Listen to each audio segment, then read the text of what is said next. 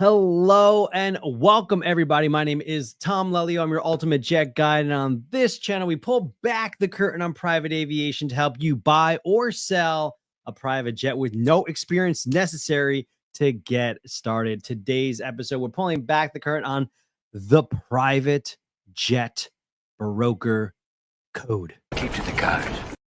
It's just like the pirates. We got a code of conduct, a code of ethics, if you will, a code that I think doesn't get enough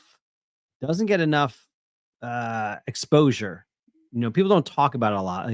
And this is. I'm not saying like I wrote the code, but this is the code that I made for myself. When I first got started, I was like, I need to figure out what my core values are. And so, you know, you see them in the videos, right? They're up here: positivity, resilience, education, transparency, honesty, and humility. And so I wanted to take those and I wanted to put them into action. Like, what would it look like if a jet broker actually did that? What would that jet broker look like? So I've got, we created it into the, I don't know if you can see that, if it'll zoom in on that. Yep. The jet broker code. So this is straight out of our workbook for private jet brokers. If you want to take our private jet broker certificate course, and I'm going to share with you what a jet broker, you know, ought to be like. So let's see if we got it here. The jet broker code. Let's get started. A jet broker is positive. So this means a jet broker is positive. They are developing an abundance mindset, always seeing the glass half full. The positivity should be reflected in all transactions as well as relationships with clients and other industry professionals. Let's just be honest here, guys. Like, there's a lot of negativity in the world, and there can be a lot of negativity when it comes to aviation. Sometimes other brokers are just trying to shoot you down, right? People get mad, and sometimes it's not even negativity. It's just like people are mad, they're upset, they're not getting the deal that they want, or the seller just found out that his plane needs $100,000 worth of stuff that needs to get fixed. He's not happy. And so having a positive mindset, I think, is really important. And I think brokers ought to resign themselves or commit themselves to an attitude of positivity. It's just how I think is best for us all to work together to find a successful transaction. So a jet broker is positive. Number two, a jet broker is resilient. As I mentioned, a lot of things, if anything's going to go wrong, it will go wrong. And resiliency is really important. So resilience means that problems are opportunities. When issues arise with a client or with other brokers, a broker should remain committed to professional, ethical, successful transactions. So when things pop up, whether it's in the deal or outside of a deal, maybe another broker gets mad at you because a deal went south. Maybe a pilot or mechanic gets upset with how you handle a transaction. We want to stay committed to resiliency. And the key to resiliency, I think I talked about it last week or 2 weeks ago. The key to resiliency is having a strong why, a strong core reason for what we're doing here. And yeah, so like, jet brokers can't crumble. You can't be the kind of person that is going to fall apart when things get hard. And I guess I want to say something I should have said earlier. This code, these values, this isn't like, oh, act like Tom because I have all these values. These are things that I'm constantly striving towards. And I want to invite you to strive towards them with me so that together we can raise the level of professionalism in the industry. This is bigger than just, you know, Jet Life Aero Brokerage or Tom. This is my hope, my efforts, my contribution to raise the level of professionalism within the aviation community. And that's at the service of brokers, but it's also at the service of clients, the people that we deal with on a daily basis, the people who are buying, who are selling, those high net worth individuals. Like, this is a service to them as well when we commit to this jet broker code. Number three, a jet broker seeks learning. Let's see what we got here. Jet broker is being committed to ongoing education in the aviation field, including market knowledge, industry best practices. I did that earlier too. Industry best practices and professional development. A lot of great resources out there. MBAA, YoPros, maybe you're part of GLADA, IATA, NAFA, AvBuyer online, AIN online, Global Air. Just talking with people, meeting the people that are part of this aviation ecosystem. Always learning. Don't be the smartest person in the room. If you're the smartest person in the room, you need to find a new room. Okay. We should always be striving to improve ourselves. So that's the commitment to learning. A jet broker is transparent. That is, they ensure clarity and fairness in every transaction for clients and other professionals. A jet broker should be providing accurate representations of authority, commissions, and aircraft specifications. I think this is really important. I think that transparency is something that people are afraid of, because if you're transparent, it could hurt you in a deal. It could hurt you monetarily. It could hurt you with getting a deal. Hey, sir, I'm sorry, I don't think your plane's worth $2 million. It's only worth 1.5. And then some other broker tells them like, hey, it's worth 1.5. They exaggerate the market value. I'm sorry, worth 2 million, and you lose that listing. So it can be hard. But clarity and fairness, I think, we need more of it. Like, especially fairness to, and that doesn't mean getting walked over. But hey, sir, like, I'm not going to cut my commission anymore because this is what I need to make a living at this. I'm worth every single penny. And be transparent about that, like why you're asking what you're asking them. I think it's important that we're transparent with clients and other professionals. And accurate representations of authority. That means that we don't go pitching somebody else's plane. Like, I'll have people that go say, hey, I have a Mustang for sale.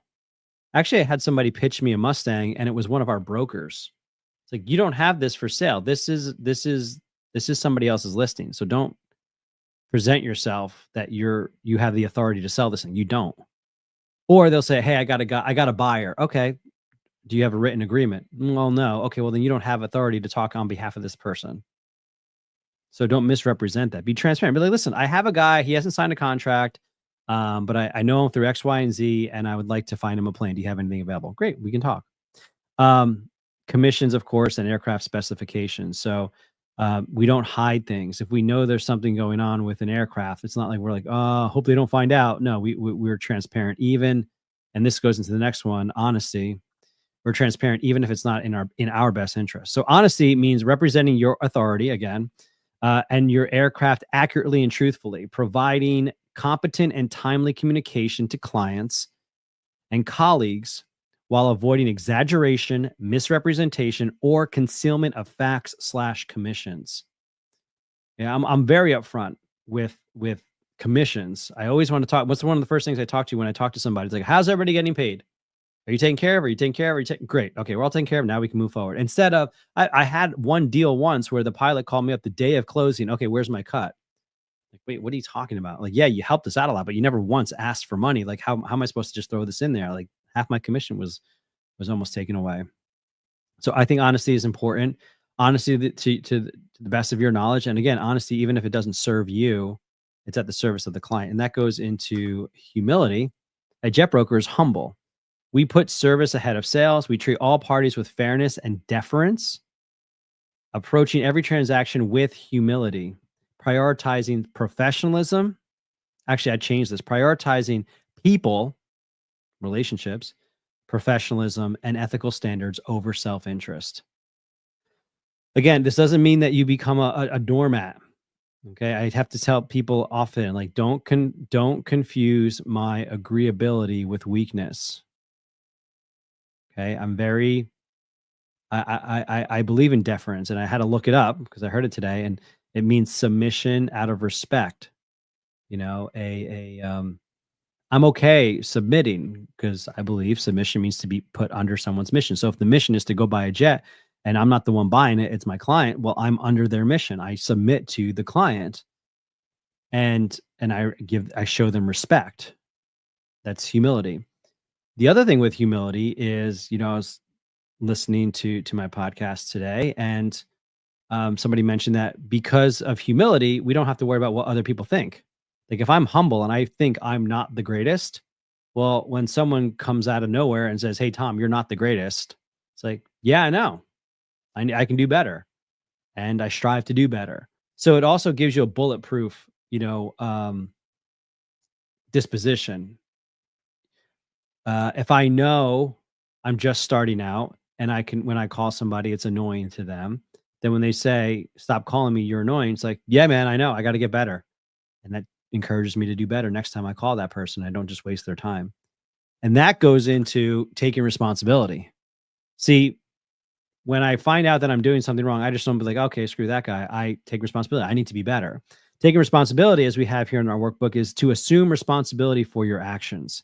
Ensure clients take the appropriate actions as outlined in the documents of a deal, working collaboratively with all involved in the transaction. So the reason I put responsibility in here, I think this is important because a lot of times I've noticed it can be very easy to try to shuck responsibility. Oh, I haven't heard back from the person, or oh, the lender hasn't signed this yet. Okay, well, I need to go to. So an example would be, a document needs to get signed for closing.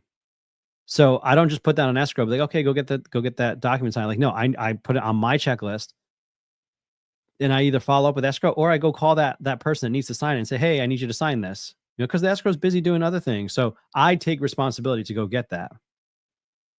And when I make a mistake, I take full responsibility and I learn and I feel it. I live with it, and then I grow from it. And I think that's really, really important when we're talking about what does it mean to be a jet broker? So, like I said, this is not an exhaustive list, but I think this is a good start. It's built out of the core values that I've tried to espouse for the last few years with my brokerage and just individually. And I think it's time, that we raise the level of professional jet brokers by committing to a code, a code that's not just for few, but it's for all. And I would like to invite you to check this out. There's a link to the PDF below. Check it out, sign it, and feel free to hang it up and take a picture with it and show others, like show yourself and show people like, listen, I'm committed to the code. All right, we got some questions. Oh, what's up, Danny? We had a question here. Good morning, David. Good to see you, man. Is the program suitable for charter brokers as well? Yes, absolutely. Our circle community, I think you'll learn a lot. And I think the code, the jet broker code, is definitely suitable for charter people. Of course, we don't go through the nitty gritty of how to conduct a charter transaction, but there's still good people in there, good networking opportunities, and good places to grow if you want to check that out. So I'm going to hang out just for another minute. If anyone has any questions about the jet broker code or becoming a jet broker or whatever it might be, go ahead and show us a comment below. But I just wanted to hop on real quick today. I have an appointment at 10:30. That's why we had to do it at 10 o'clock today. But I appreciate everybody being here. So with that, I guess we will catch you guys later.